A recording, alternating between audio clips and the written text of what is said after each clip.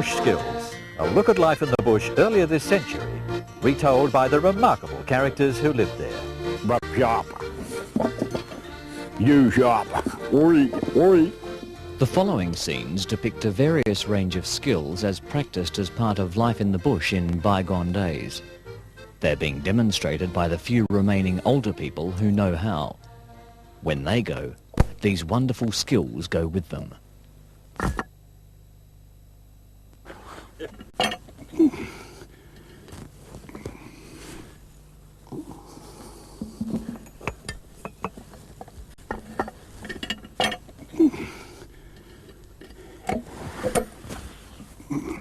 Fortunately, in their own words, you're about to see these real people enacting their trades, as was their usual practice in the past.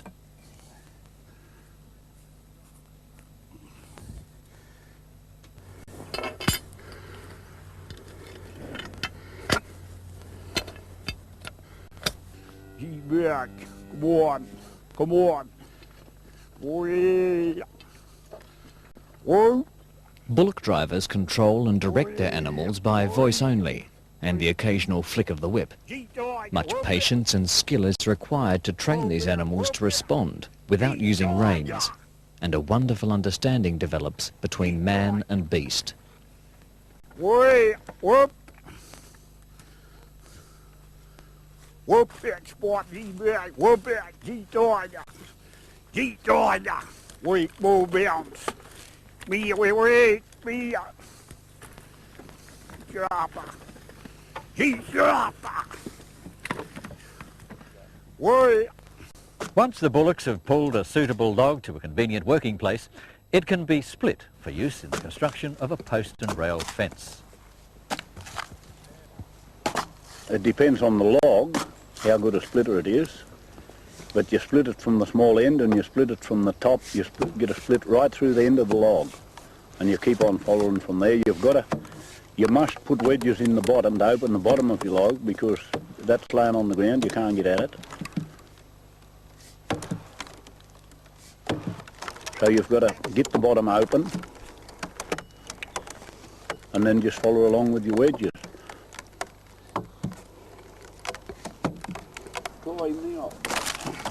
Oh, you're going to look much better than me. From then on, you've got your log in two halves. Then, all through your log, from when you start on your log, you halve your timber. You keep on halving your timber till you get down to the finished object. Your heart is waste timber, that's thrown away. So you're allowed to stick your axe in there. If you stick it in on the outside of your log or anywhere, you'll damage the timber. Then when you split it, it comes along to where that axe mark is, and instead of going where you want it, it'll probably follow that axe mark.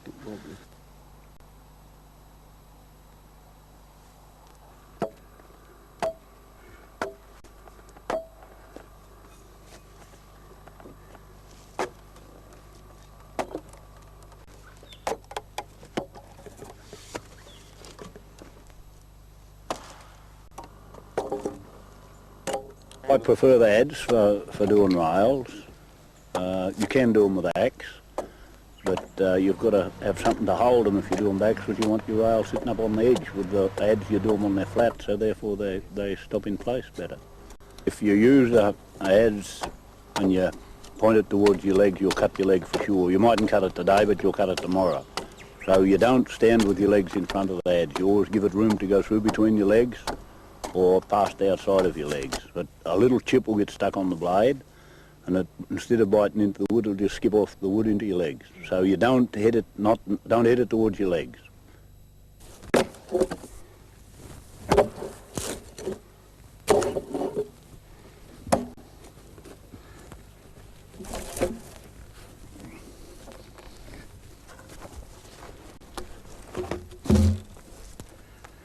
I think that'll be a good fence post for a rail fence. They're supposed to be 7 inches wide. This one's a little bit wider, but that doesn't matter. I think it'd be quite a good post. Take a look off there.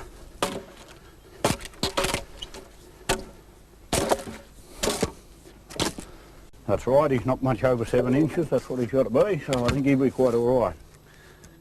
Before erecting a post and rail fence, the posts have to be bored and mortised out, enabling the rails to be neatly fitted. The post's got to be held solid so that he doesn't move about. You can't bore him if he's jumping about. 2 little screws here to tighten him up. I think that'll do. Now we'll slide him back.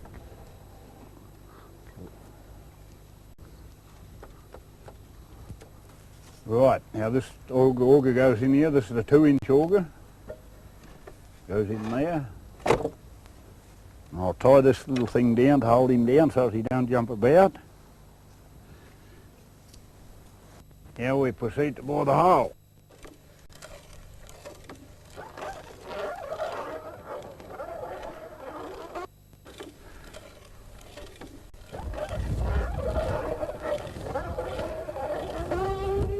We're through.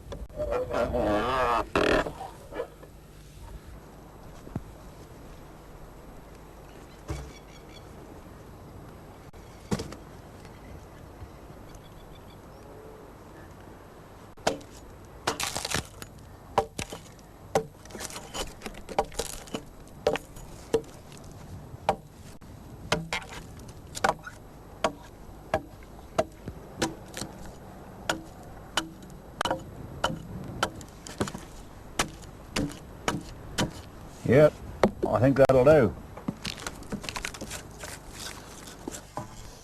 The hole is dug neatly and square down the side, just big enough to enable a rammer to work between the post and side of the hole.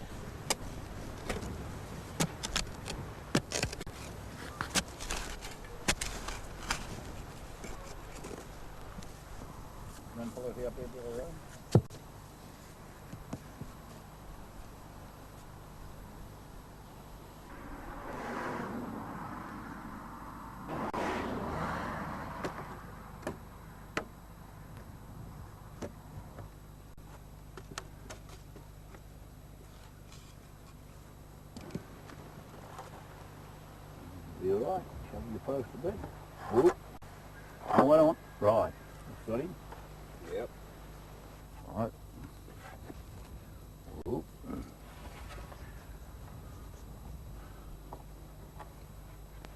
Oh, shove your post a bit. Yep.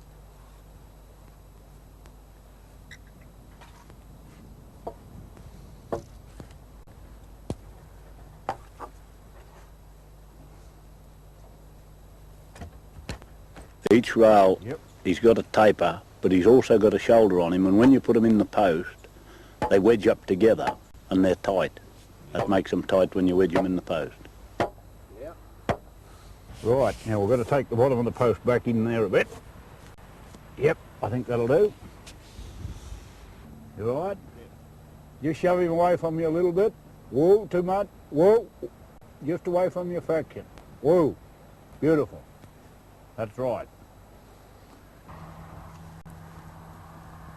Got to put these chocks in here to push the rail over on the post underneath the hole, like that. Another one goes in there.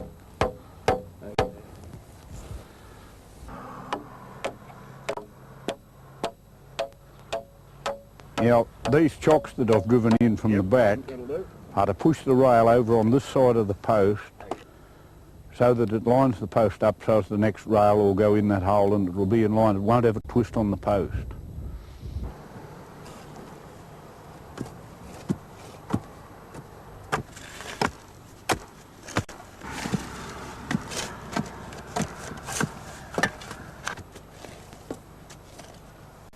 Now that looks good. You can see this fence on Claude Road near Sheffield in northwest Tasmania.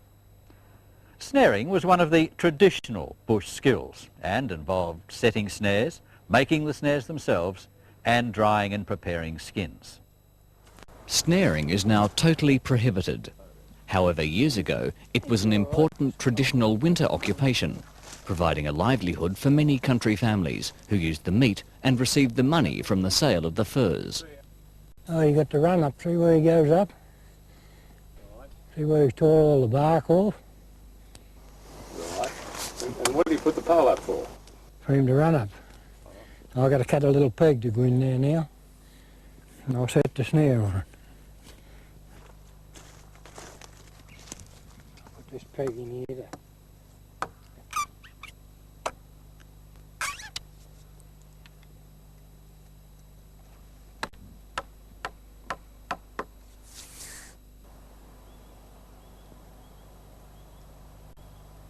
You open you have a split in the top of that peg. You open it and jam the snare in there tight. That's got to be tight in there, so as when he hits it, it'll go around his neck. And you have him about 1.5 inches off the pole here, so as his chin just goes over it and you get him with the neck. And then you this tie, that's 2.5 inches, and it don't matter how cold your hands are or how frosty or anything it is, it's always easy undone. There's a good run there. I'll set him. Couple of teeth through here. I'll get a springer here. I'll get a couple here. I'll set another one. I'll have him too. Everything is made up on the snare line where possible. However, sometimes the springers have to be carried quite a long way when suitable tea tree is unavailable nearby.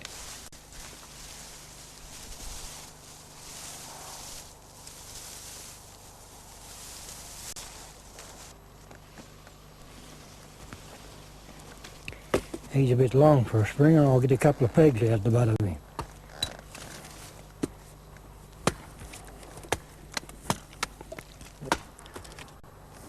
I always like tea tree. They won't stop bent when you get the weather on.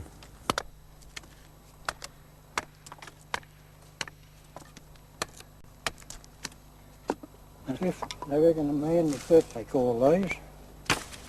And I reckon any man that can average his 50 a day, he's doing a pretty good job. Just to cut your springers and do the lot. I'll cut a treadle out of this for a foot snare.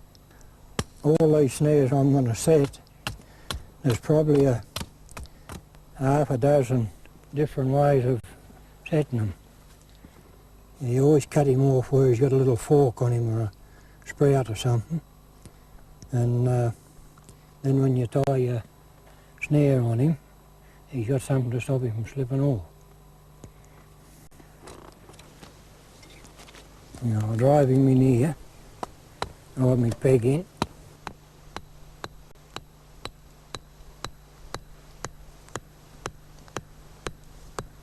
It's pretty solid too. You have that down 2 fingers, top of that niche, look. So as when you put your treadle in, you've got clearance all the way underneath. That's your treadle. It's most important that you got him nice and clear, and you have him trim a bit off him so as he slides up and down your peg nice and free. That's your button string. That's your snare. You put him out, set him out around he goes out around there. Set him out on the ground like that. And you always set these where there's something on each side of that. So you jump there and he jumps on your treadle next. That's how he gets caught. Now this is your springer. It's most important that you have him nice and solid in the ground. I'll bend him over. He goes right over onto the top of this peg. I tie my button on. That's done with those 2 half-inch knots what I told you about before. You just bend him down and put him down there. And that's him. You tie your snare on then, and that's done with the same knot, the 2 half hitches.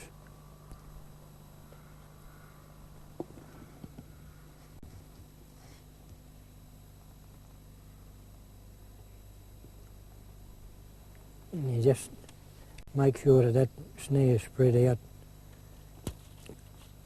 nice and clear on the ground. When the root comes along here, and as soon as he lands on that, it releases the button. This is a real kangaroo snare. He's no good for anything else. He's got a split in the top of him. Open him with your axe. And you jam your snare in him, and it's important to have that tight. So as when he hits it, it's tight enough to run up on him and hold him. This is your drag.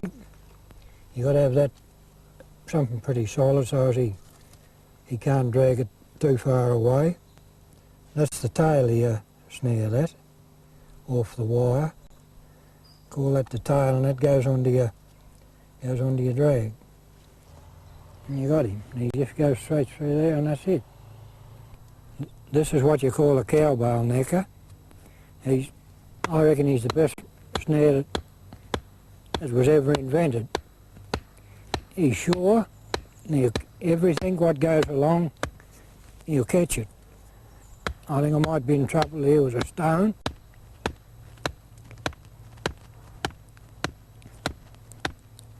Yeah, you got it. And in the snow, you don't have a lot of trouble with them in the snow. Foot snares and that, you get a lot of trouble with brung snares, but with these you don't have a lot of trouble. That's your snare again. You run him through the eye. They're all old genuine hemp snares, they are. You can't buy that now. You loop him, put a loop on him, and that's your head stick. He goes on your head stick. Run him along the top of your head stick, and he goes in there like that. And that's him. Bring your springer down, tie him onto your springer. And that springer on a necker, I always like them to go right across the top of those pegs, and that makes it more, makes a game or anything that's got a bob under that. Then you go straight into the snare. Half inch knots again, and that snare there, that's the most important thing on this snare, is to have that pulling straight. It's got to pull straight up. If you got him back, pulling back or pulling that way, he'll spring himself.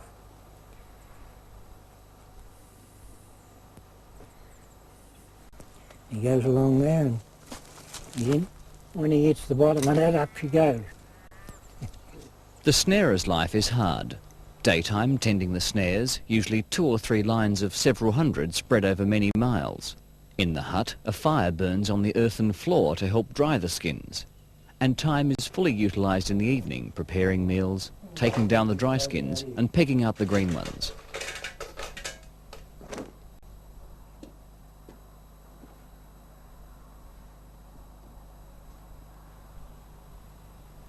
You put his front legs up first, about 9.5 inches apart, or 10 inches a big one.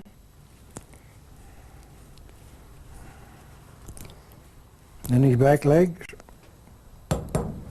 That's got to be straight.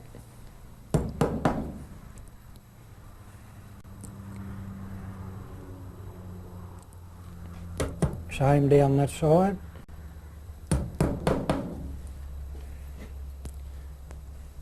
And you just square his side.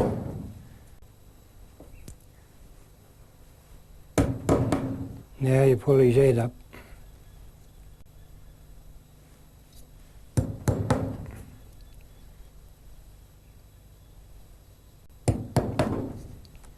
By doing that, you don't give him a real long, skinny looking head when he's dry. The main thing with them is not to have them real tight. You stretch them, you open the fur up as far as the thickness of the fur. Put one end of his tail now.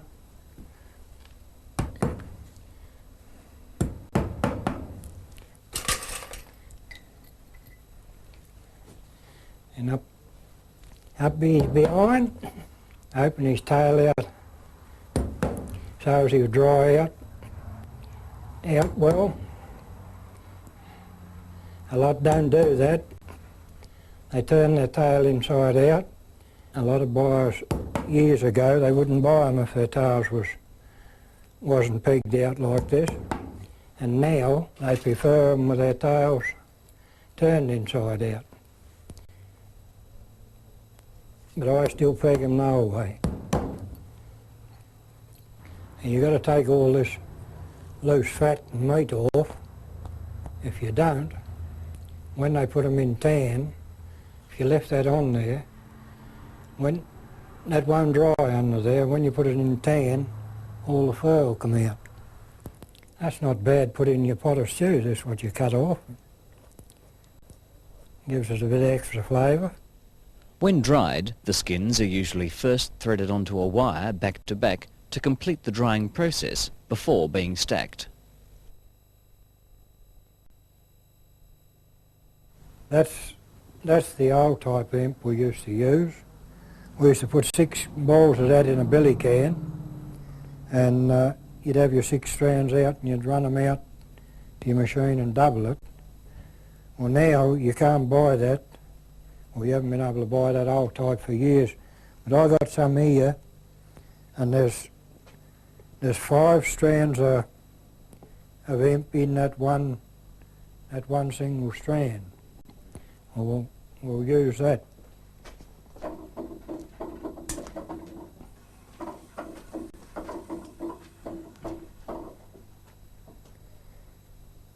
Righto, Ned.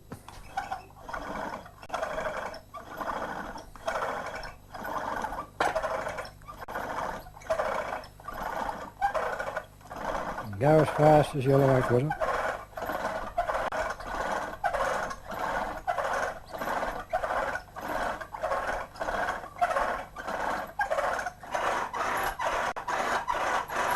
Hello.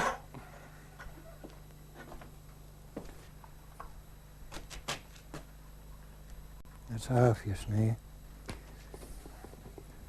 Now I'll just run this up myself.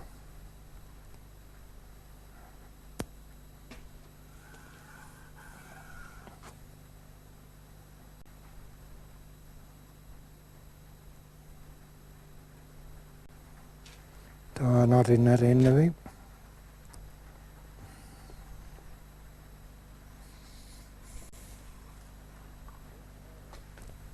Now this eye, it's an old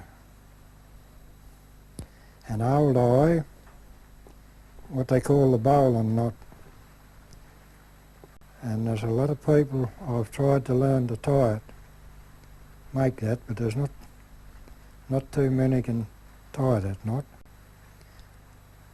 And that's your wallaby snare.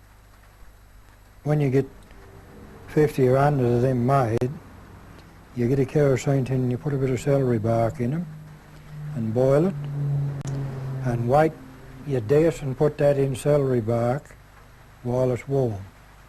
It's got to be dead cold. If you put that in celery bark when it's warm, you get all that and just pull it all and rots it.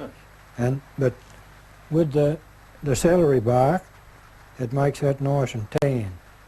It's beautiful stuff to tan with. That snare, if he was left like that, well, firstly he frightens the game for more than what this one would, because this one's dark. But he'd last perhaps 5 or 6 years like that. Well, this one, you'd get 14 or 15 years out of him being tanned with the celery bark. Wire and hemp snares were also made in the snarers' huts at night time. Coils of brass wire were purchased for this purpose. The gauge and the number of strands depends on whether the snares were used for catching kangaroos or possums. Brass is ideal because it's soft and pliable and doesn't break every time it's kinked. You just twist them around and out, and then they'll roll in when you start to spin it.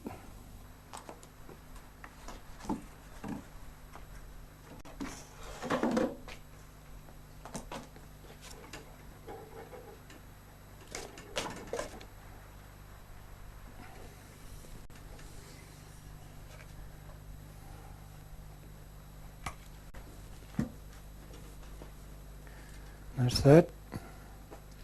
You just twist that around, that loose stuff. Twist that around the end of him there.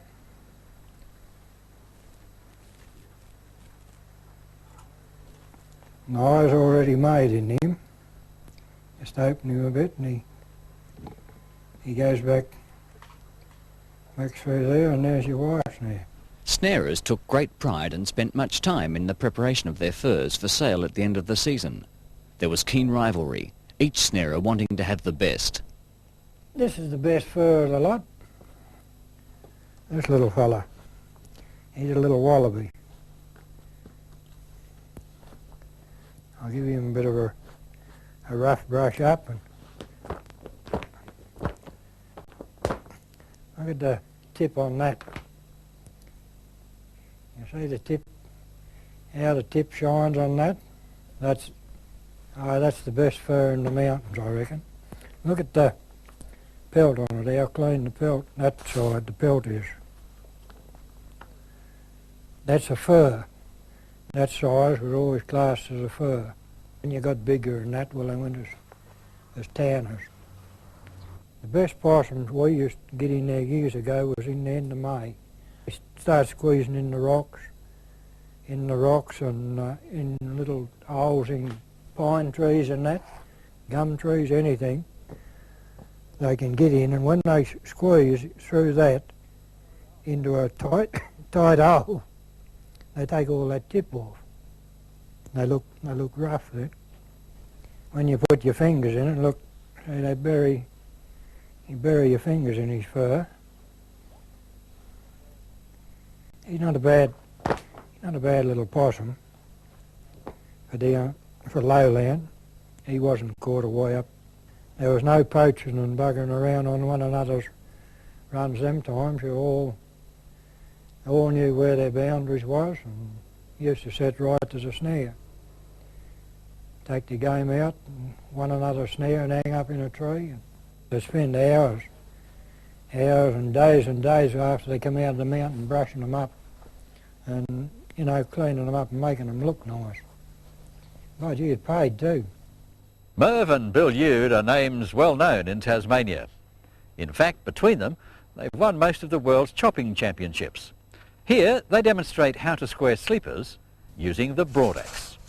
Squaring sleepers on a contract basis was one way of earning a living and was widely practiced some years ago. It was done in the bush and didn't require any expensive machinery. All that was needed was a crosscut saw, axes and maul and wedges, and sometimes an old tractor to pull the logs to a convenient place to work.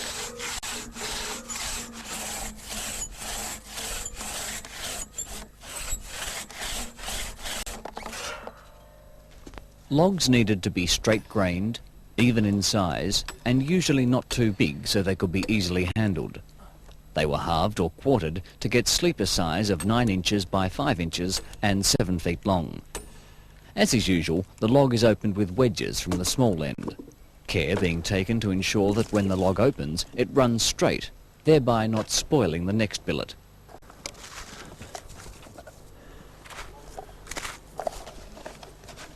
I'm just getting a bit of black here to make a paste, you see, to make a line up the sleeper.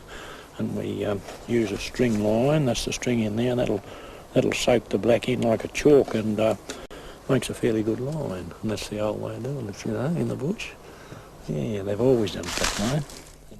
I'm just marking the sleeper out, the square of it. It's 9 by 5, you see. And chalk it out, and then we put lines on it to get our angles up the sides and the flats. One old skill practiced was the way the sleeper was actually marked out ready for squaring. The end was first marked, usually using a block representing sleeper size, and then 2 pieces of string soaked in a mixture of charcoal and water were stretched tight from end to end, lifted and let go to spring back, clearly marking the correct dimensions for squaring.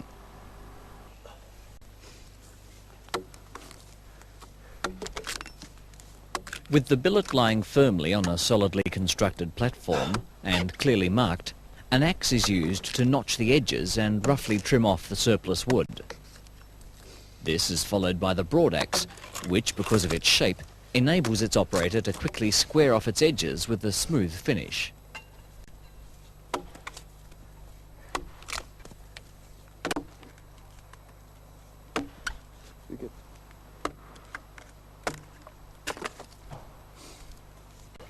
The broad axe is longer and flat on one side, which holds it into the wood.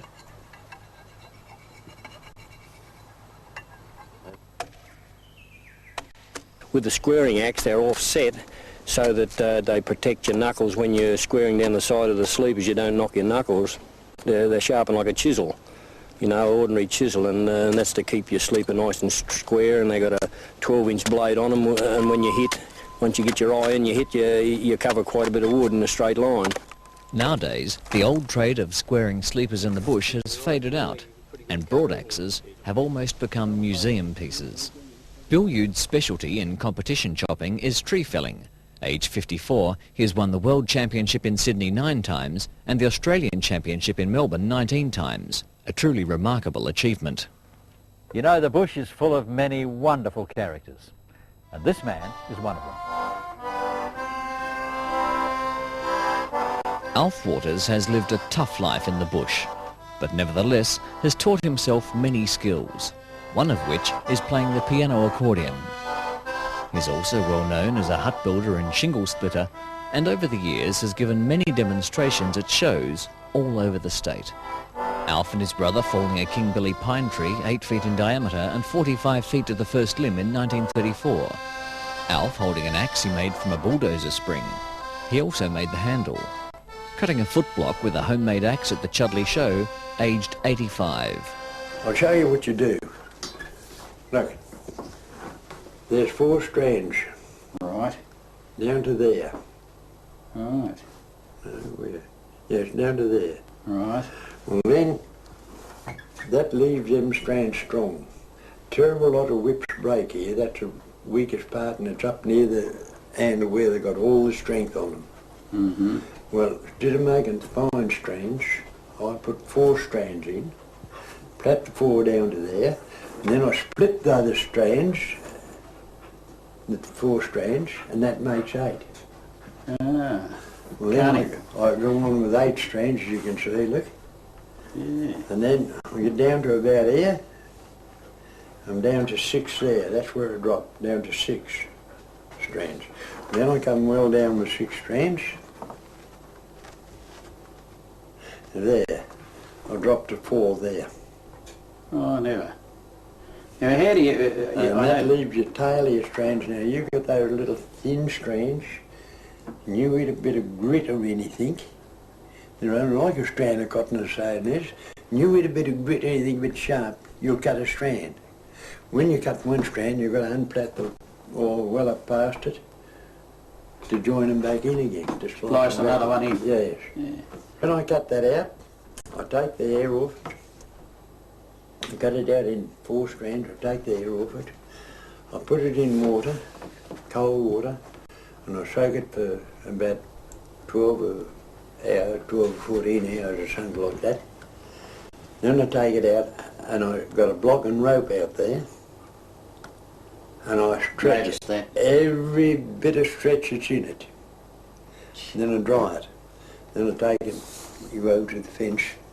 I've got a flat fire drill with a post, and I rub the strands off and take round it and take the flinching off. Rub the flinching off.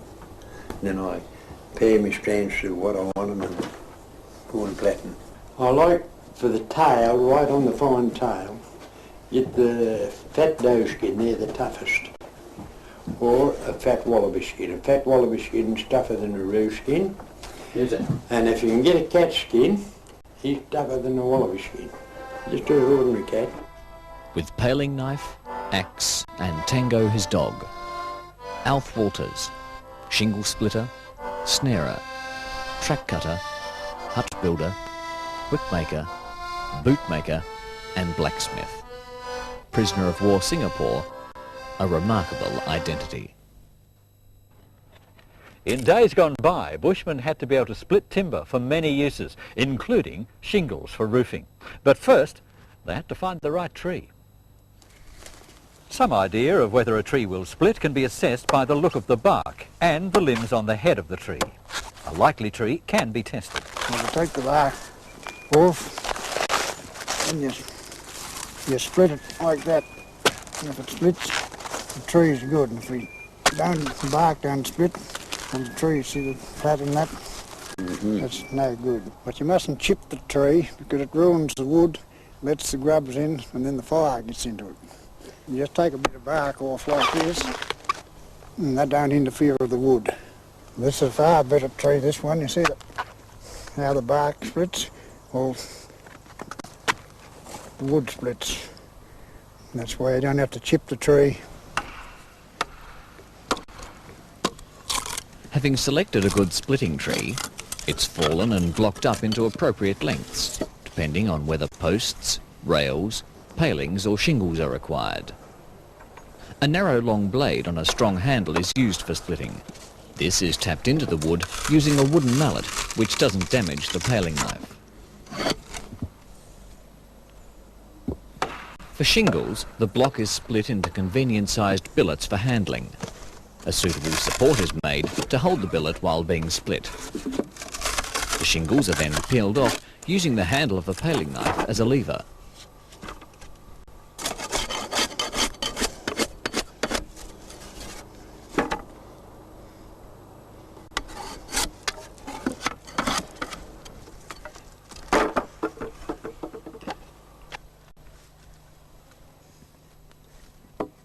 Seven-inch paling, what they used to use to put on the houses in the early days, like weatherboards they do now. Fence ones are the narrower ones.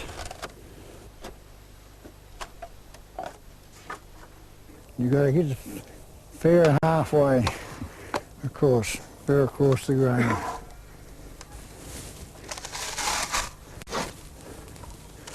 You see how he's going a bit that way, you bring him over and put the weight on the other side.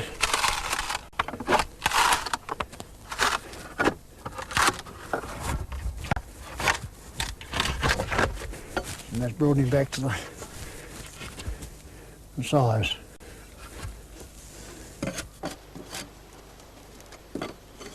Just straighten them out, they've got a bit of a twist in them, and we straighten them and put a weight on them, and that fattens them out straight. What sort of weight? Does the weight of them hold them down themselves? No, I generally put a post or something on top of them, just a bit extra weight, and it brings them out straight. Do they have to dry out now or before they can be used? Yes, all the better. A lot of people put them on fresh, but they're better left to dry out for so long. How long should they last for untreated? Oh, well, anything up to 100 years. Well, bushmen had to be able to turn their hands to many tasks. Here, Henry Steers shows us his skill in the blacksmith shop. Years ago, before the days of gas and welders, most large properties of necessity had a blacksmith shop where general farm smithy work was done.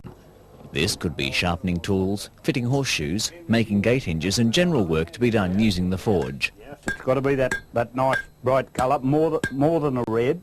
A deep red is not quite enough. Then if you get it too hot, it'll go white.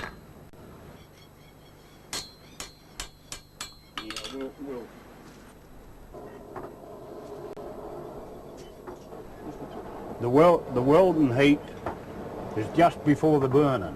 Just before it starts to burn is the welding heat.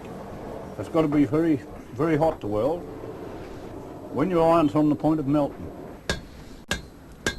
See that stuff flying off it? I'm hoping it'll be a jews harp. A jews harp is an adjustment for a chain. A lot of the old bullockies and horsemen use them. And they're really, if you're in amongst bullocks and horses, they are an essential piece of equipment. So that's what I'm going to try to make, but it might be like the old Scotsman. The bloke walked into the shed and he said, "What are you making, sir?" And he said, "Well, I don't know," he said. "It might come to something," he said. "It might come to an axe or it might come to a mattock." So he said, "I'll have it for whatever it comes to." So that's ready to weld. I think I'll add a little bit to my fire. That's charcoal. Nearly all the blacksmiths use coke, but I find with charcoal it gives you a good clean fire. You can weld with it. You'll get a lot of clinker that comes off the coke or the coal, and that gets in your fire. And if you get that in the bottom of your fire, you can't get anything hot. That takes all the heat out of your fire. So you've got to make sure that you've got a clean fire and keep poking that out if you get any of it in there. I make it in a 44-gallon drum. Get a bit of good dry wood. It's got to be dry, stringy bark or peppermint, and cut it up so it will go in a 44-gallon drum, and burn it. You have a hole in the bottom and the top open.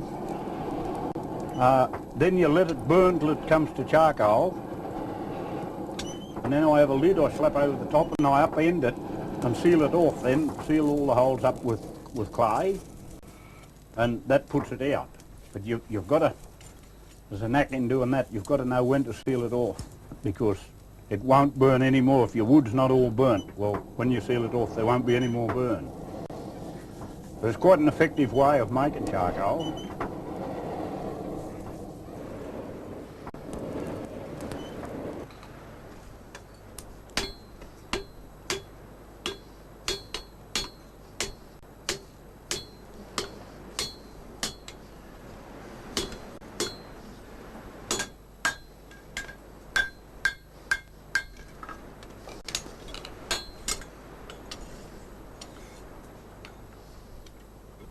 A little bit more closer together. There we are. That is what we call a jews harp. It's an adjustment for a chain used by the old bullockies and the old horse drivers. It was an essential thing. You see the chain fits in there like that. There's no way that it'll let go. So therefore it's essential to have one of those. If you go in the bush without it, you won't do much good. Henry demonstrates what the sparks do when iron is overheated and burns.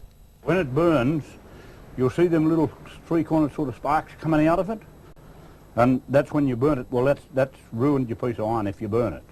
Ruins the texture of it, and it's not much good for iron that's been burnt. It's not much good for anything really, not after that. Peter Carter is another bushman with many talents and shares his knowledge of smoke-drying skins and prospecting. Snares huts were in the high country, where the animals had the best furs to withstand the inclement winter weather. To get these good furs, the life in remote camps, which were the winter homes of these men, was a hard one.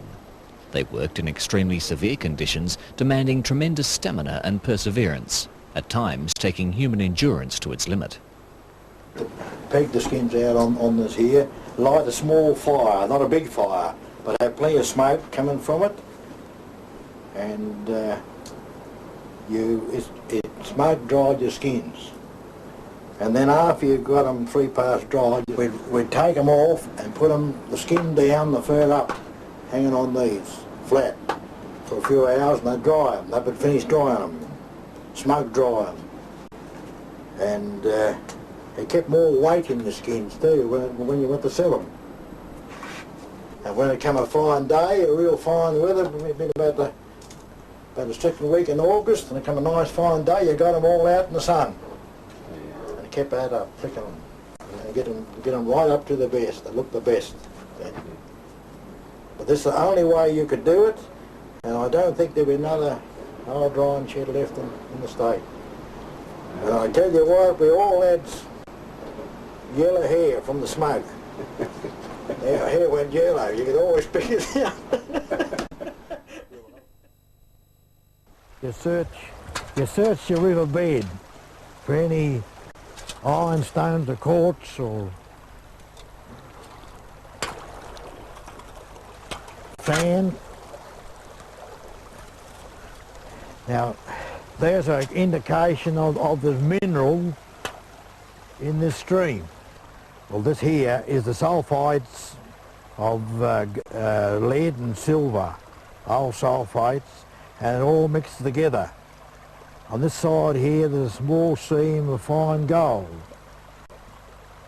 And here is the ironstone, which are very important to look for. Rusty ironstone. Always it's a great indication of metals.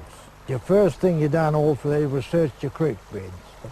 First your streams, all streams, small ones, how big they are, for gold. Now when you got one with a in, you knew, you followed it, it come from somewhere. And then you come onto the outcrop. And I walked up Southwell Creek till we come onto the outcrops of it, of this Southwell Creek, which is on the Mount Charter. It wasn't named the Hellier then, it was named the Macintosh. And half those creeks weren't even named at all on the Mount Charter. But the creeks was an indication of your ore body. On the Mount Charter, this is what I come up with. And I found this reef over about 25 years ago. That's the lode, and this is the indication of the sulphates and iron. Right. Now I'm looking for the gold, what's in the rock, by breaking this corner up.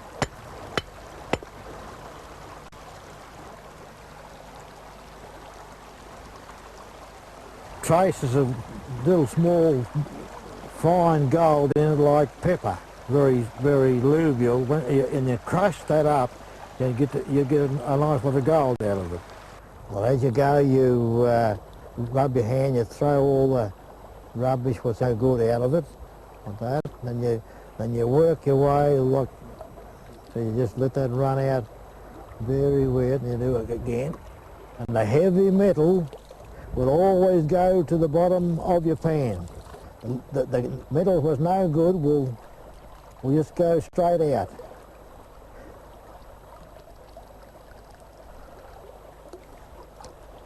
And you keep putting it out and putting it out and putting it out.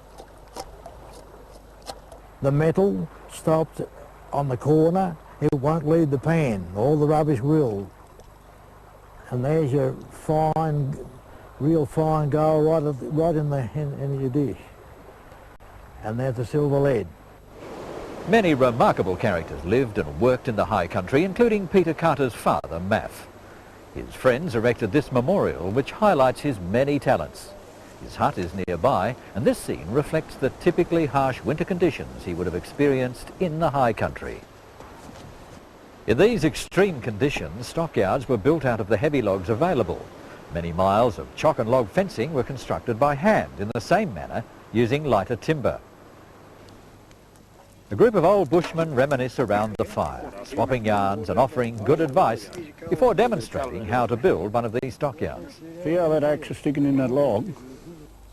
I want to always see it sticking in there. I don't want it lying on the ground. I nearly cut a bullock's foot off once, you know. The bottom log is pulled at the site by bullocks and then rolled precisely into place using a cant dog. To build the panels up, chocks have to be cut just long enough to cross the logs at the end. These in turn are notched with an axe to allow the next log to drop into place. Chocks are generally cut with a crosscut saw, and 2 men are able to lift them into place. That's right. Rolling chains are placed under the ends of the logs and hooked back onto the bullocks. Forward motion by the bullocks will roll the log up into place. That'd be right there, Al. Yes, it'll be right. The bullocks need to be backed close to the panel on the opposite side to hook the chain on, and there needs to be plenty of room for the animals to move forward, enabling the log to be rolled right up into its place on the panel. Care must be taken to guide the log up the skids evenly. As the bullocks move forward with the chain attached, the log rolls up the skids. Great control is needed to prevent the bullocks from pulling the log too far. If one end of the log is thicker than the other, it will gain, and the small end is barred forward to catch up. Whoa! Beautiful job.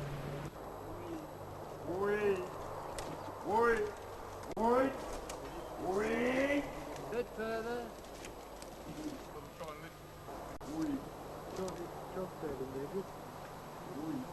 He'll drop in, Moody.